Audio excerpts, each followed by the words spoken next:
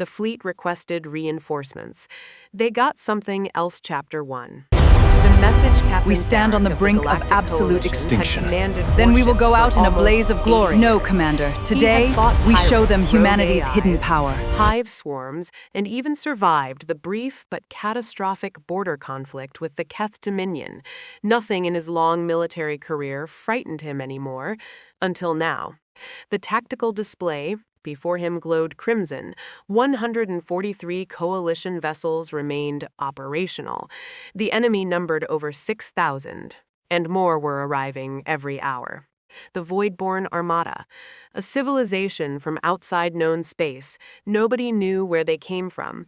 Nobody knew what they wanted. Every attempt at communication had failed. Every species they encountered had either been exterminated or enslaved. Entire star systems had gone dark. Worlds vanished. Colonies disappeared. Millions died. Now the Voidborn stood at the gates of Coalition territory, and there was no stopping them.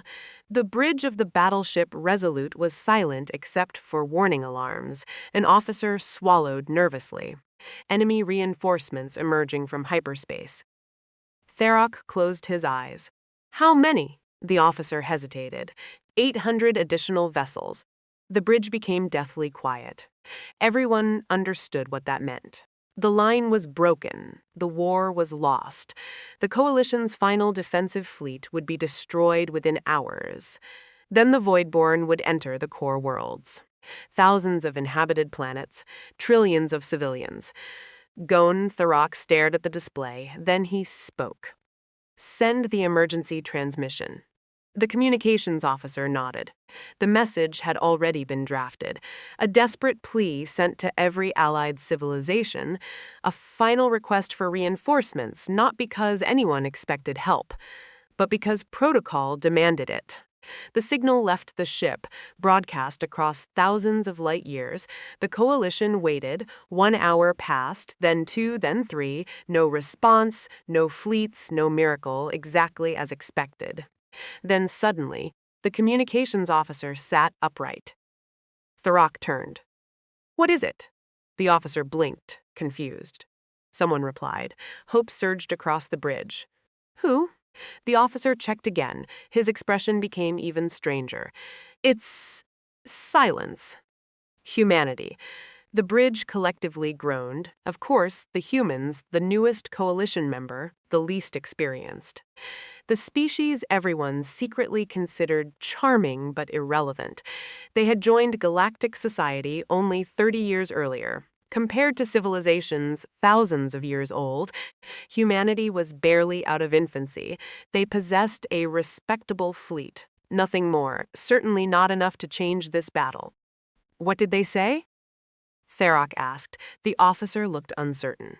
They sent only 3 words. The bridge waited, the officer swallowed. Hold position. That was it. No strategy, no fleet counts, no promises. Just hold position. Theric sighed. Humans. Always dramatic. Still, there was nothing else to do, so they held position and waited. Chapter 2.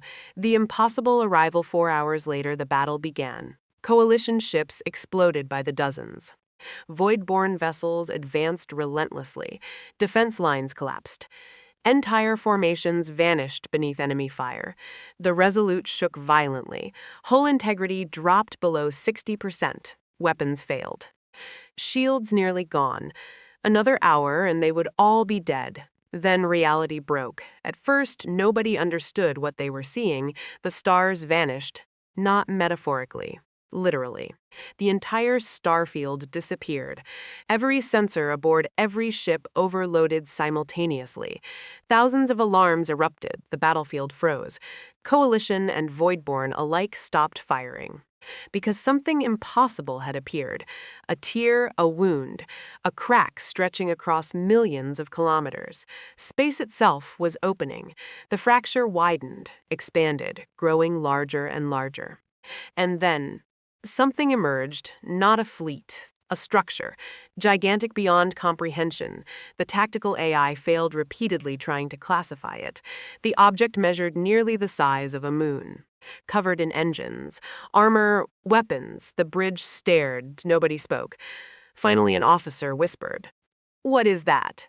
The answer arrived through an incoming transmission, human origin, a calm female voice. "Coalition fleet, this is Earth Strategic Command." Thurok blinked. "Earth? Where are your reinforcements?" The woman paused, then replied. "Oh," a hint of amusement entered her voice. "Those aren't reinforcements." Everyone stared. The moon-sized object continued emerging. More followed, then more, then more. Thousands, entire artificial worlds, mobile fortresses. Planetary-scale war machines. The female commander continued speaking. "You requested reinforcements." Silence. "Instead, humanity has deployed the reserve." Nobody understood. Then someone finally asked.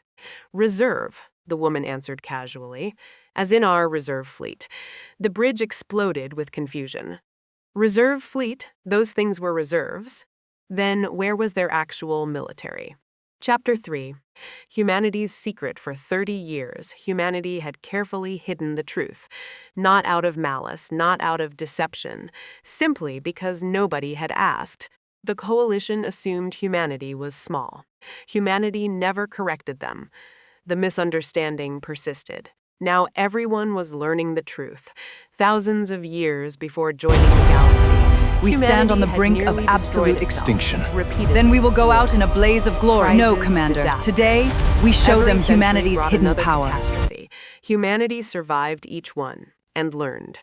Eventually, they developed a civilization-wide doctrine. Never again be unprepared.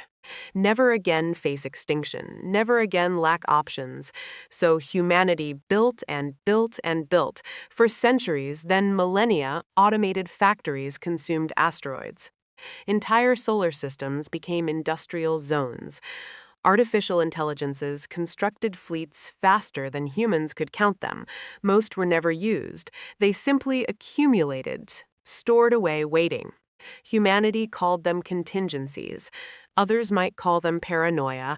The distinction hardly mattered now, because the galaxy had just discovered that humanity possessed enough warships to conquer known space several times over. And those weren't even frontline units. The moon-sized vessels were reserve assets. Ancient, outdated, obsolete, at least by human standards. The Voidborn commander apparently decided numbers still mattered. Enemy fleets advanced, weapons charged. The largest attack in Voidborn history commenced. 6,000 warships fired simultaneously. The resulting energy release rivaled stellar eruptions. The coalition expected devastation. Instead, nothing happened. The human fortress ships didn't even activate shields. The attack simply vanished. Absorbed, consumed. Ignored, the battlefield fell silent. Then humanity fired back, one shot. Just one. A beam crossed space. An entire enemy battle group ceased existing. Hundreds of Voidborn vessels disappeared instantly. No explosion, no debris, no survivors, just absence. The coalition watched in stunned horror. Humanity had not arrived with reinforcements. Humanity had arrived with inevitability. Chapter 4. The real fleet. 3 days later, the war should have been over. Instead, it escalated. The Voidborn revealed their full strength. Hit fleets emerged from dark space, tens of thousands of warships, ancient superweapons, planet killers, reality distortion platforms. Their entire civilization's military might. The coalition panicked. Humanity did not. Earth Strategic Command sent another message. A different voice this time, male, calm, almost bored. "We have completed threat assessment." Thurok listened. And a pause. Then the reserve appears insufficient. Coalition officers nearly fainted. Insufficient? The reserve was already annihilating enemy fleets. What could possibly require more? The answer came moments later. Humanity opened another portal. This one dwarfed the first. The fracture stretched across an entire star system, then ships emerged. Not thousands, not tens of thousands, millions, the real fleet. Humanity's active military. Entire stars disappeared behind the Armada, the tactical display crashed. No computer possessed enough memory to count the vessels. The human commander spoke again. Coalition fleet. Tharok swallowed. Yes, you are advised to maintain a safe distance. How far? The response arrived instantly. 1 light-year. The Coalition obeyed immediately. Chapter 5. Why Humanity Was Different. The final battle lasted 17 minutes. Future historians would spend centuries studying it. Most still wouldn't believe it happened. The Voidborn possessed technology beyond anything the galaxy had seen, yet humanity dismantled them effortlessly. Every strategy failed. Every weapon failed. Every defense failed. The outcome had been decided before the battle started, because humanity possessed something unique, not superior technology. We stand on the brink numbers, of absolute extinction. Not superior Then we will go out in a intelligence. blaze of glory. No, Commander. Preparation. Today, The we galaxy show them prepared humanity's for hidden decades. power. Humans prepared for extinction scenarios lasting millions of years. Every possible threat had been simulated, every imaginable enemy analyzed, every contingency planned. The Voidborn weren't facing a civilization. They were facing 10,000 years of worst-case planning. Humanity had spent millennia asking a single question: what if the worst happens? Now the answer arrived. The worst had happened. And humanity was ready.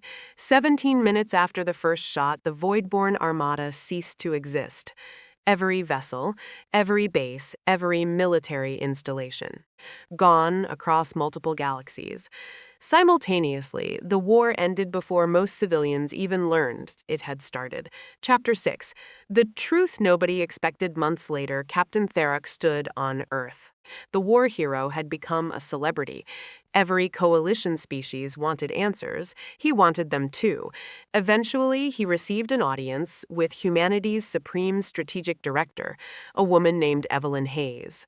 She greeted him warmly. Captain Director. Tharok hesitated, then asked the question haunting the entire galaxy. Why? She smiled. Why what? Why build all of this? He gestured toward the orbital ring visible through the enormous window.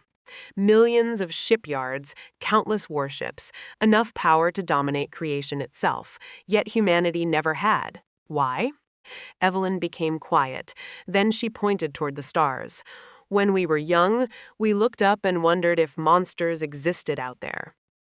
Tharok listened, she continued. We hoped they didn't.